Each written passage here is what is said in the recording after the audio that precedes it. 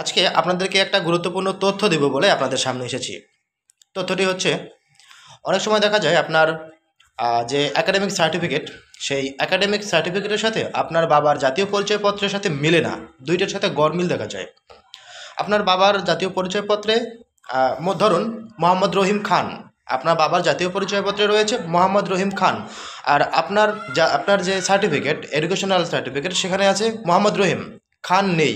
এখন আপনি কি করেন? আপনি অবশ্যই আপনার যে শিক্ষা বোর্ড সেই শিক্ষা বোর্ডে দৌড়াদৌড়ি করেন, ছোটাছুটি করেন, অনেক ছোটাছুটি করেও শেষে দিকভ্রান্ত হয়ে কিছুই করতে পারেন না।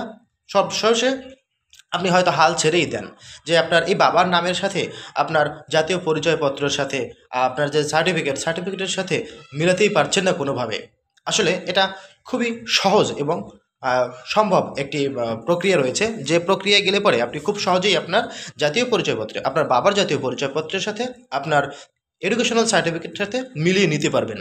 এর জন্য আপনাকে যেটি করতে হবে সেটি হচ্ছে, আপনার যে সংশ্লিষ্ট কোর্ট রয়েছে, সেই জজ কোর্টে গিয়ে আপনাকে প্রথমে অ্যাফিডেভিট করতে হবে।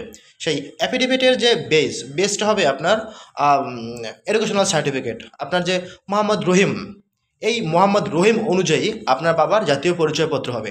যেহেতু আপনি আপনার এডুকেশনাল সার্টিফিকেট পরিবর্তন করতে পারছেন না বা অনেক ব্যয়বহুল, হয়তো দেখা গেছে বোর্ড কর্তৃপক্ষ এমন একটা ডিমান্ড চেয়ে বসলো যেটা আপনার পক্ষে নির্বাহ করা খুবই অসম্ভব।